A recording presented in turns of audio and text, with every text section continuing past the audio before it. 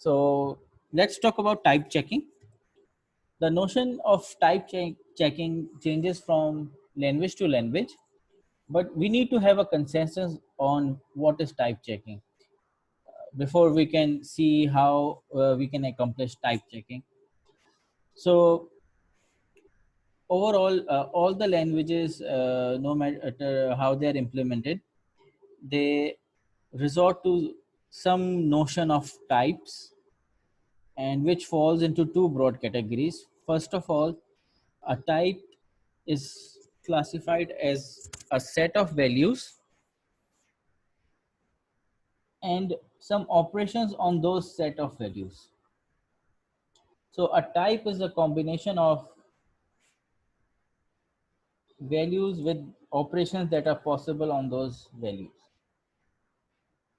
So it's a combination of values and operations that can be performed on those values. So for example, integer is a type, and it consists of set of non-decimal numbers, and operations that you can think of that are valid operations on integers is adding two integers, subtracting two integers, dividing two integers, or getting the quotient of the two integers, sorry. And then you have a remainder of two integers. Then you can have increment on two integers, and of course you can multiply two integers. So there can be many other operations that are valid on integers. And likewise, we have another common type which is used in many languages, that's string. And a string is a set of one character or one or more character. And the operations that you can think of doing on strings is concatenate two strings, check whether a string is null or have something in there. You can get the length of a string. Some languages might even apply addition on two strings, which might not be nothing more than just concatenation.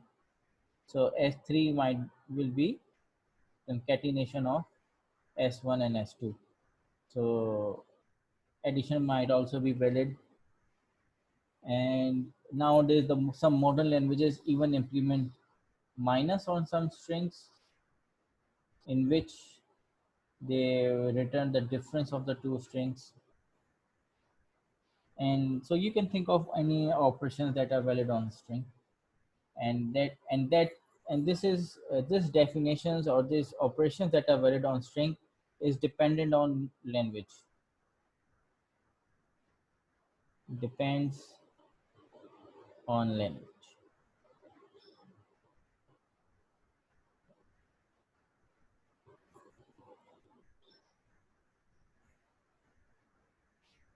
So to summarize, a type is a set of values, and along with the set of operations that are valid on those values. So the task that is left with type checking is to determine whether certain operations are valid for the type or not.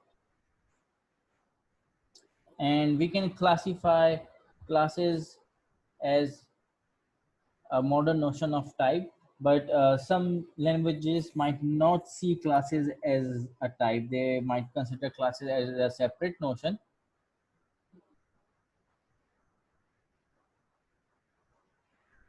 And may not resort this into type checking.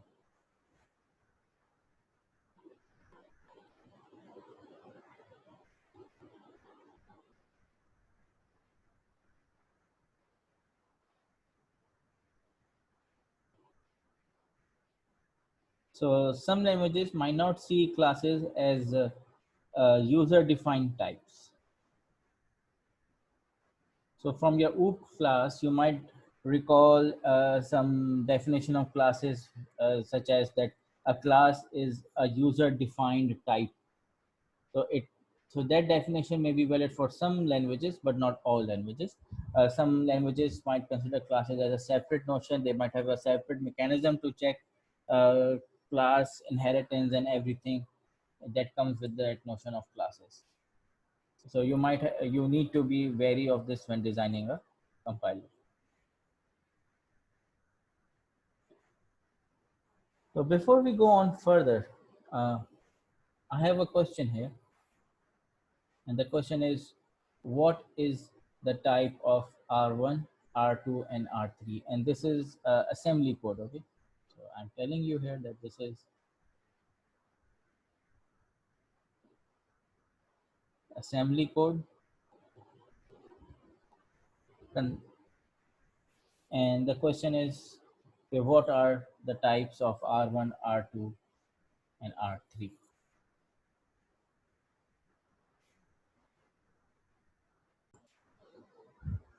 So this was a trick question, and actually what this code do is it takes the values in these two registers and adds them up and return the answer into the register R1. And assembly language is not concerned what the type is. It's not the concern of assembly language to determine what the type is of assembly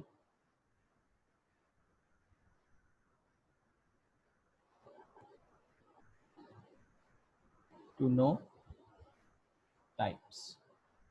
Right now, assembly sees these all registers containing just some patterns of zeros and ones, and these can be anything. It's just a string of zeros and ones.